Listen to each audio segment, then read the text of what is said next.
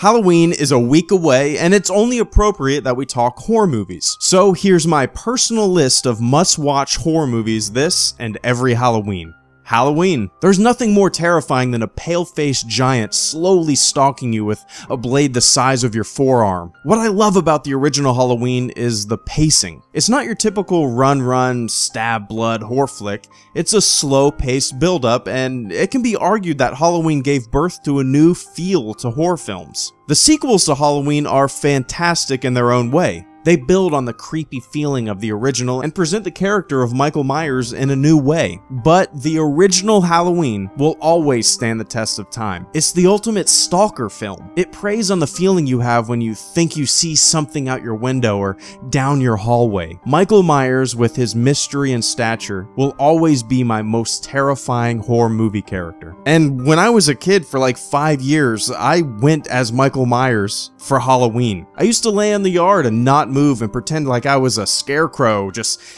a decoration that my parents put up, but then when kids would get close, I would pop up. Halloween is great. The original 1978 version of Dawn of the Dead. Half terrifying zombie movie, half culture study of consumerism and materialism. Dawn of the Dead remains one of my all-time favorite zombie films. Its predecessor, Night of the Living Dead, set the stage, and Dawn of the Dead brought the genre to a whole new level. Droves of zombies mindlessly clawing at the entrance of a mall, like they would normally do in living form. A band of culture-clashing survivors trying to stay one step ahead of the horde. I had the pleasure of listening to George Romero speak in college and briefly met him afterwards. Hell, one of my best friends bought me a giant Dawn of the Dead poster nearly 10 years ago for Christmas. The original Dawn of the Dead is a must-watch every Halloween. House on Haunted Hill. I sat and watched this movie with my dad when I was probably in middle school. The scene of Lauren's body being thrown into the pit of acid and her skeleton slowly rising will never stop creeping me out. It's always good to go back and view the classics, and this is a must-see. Vincent Price defined the horror genre for decades, and House on Haunted Hill is one of his greatest. Don't watch the remake. Watch the 1959 original. It's definitely a throwback and might not grab your attention like modern movies, but I would highly recommend it to anyone into the horror genre. The Birds. It's hard to beat an Alfred Hitchcock movie in level of creep and unease. The concept of The Birds seems goofy on paper, but the execution of this classic Hitchcock film knocks it out of the park. A small California town is flooded by birds of all types that begin randomly attacking people. The birds keep coming and their viciousness builds. To me, a good horror movie isn't hack and slash. It's deeply psychological. A good horror movie builds on your personal worldview and slowly begins to deconstruct it. Alfred Hitchcock is famous for that. This Halloween, pick up a Hitchcock DVD pack and go through his library one by one. Halloween is not Halloween without Hitchcock.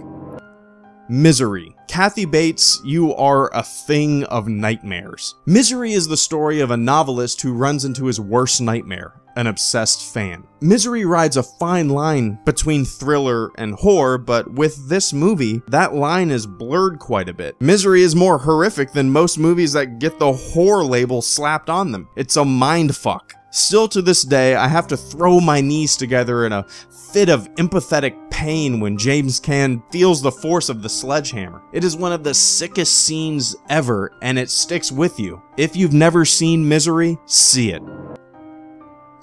I saw 28 Days Later 4 times in the movie theater. I absolutely love it. There's not much campy feel to this zombie movie, and yes, I do consider it a zombie movie. 28 Days Later is the first time I remember ever seeing fast-moving zombies. Maybe there were examples before this film, but this movie is the first time I ever saw that in action. It's terrifying. 28 Days Later takes a realistic approach to the zombie apocalypse. The tagline of George Romero's zombie movies was always, "When there's no more room in hell, the dead will walk the earth."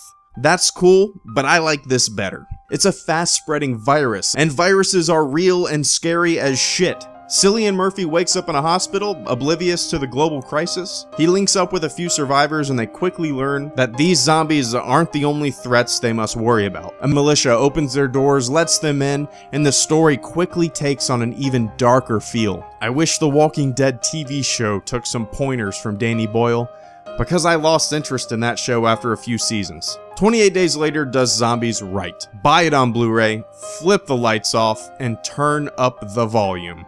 I'm tossing trailers to all the movies I mentioned in the video description below. Check them out, you will not regret it. Have a happy and safe Halloween. Let everyone know what your plans are, what you're dressing up as, and what your favorite horror movies are in the comments section below. Thanks for watching, everyone. Have a happy Halloween. Hello Greedo, out.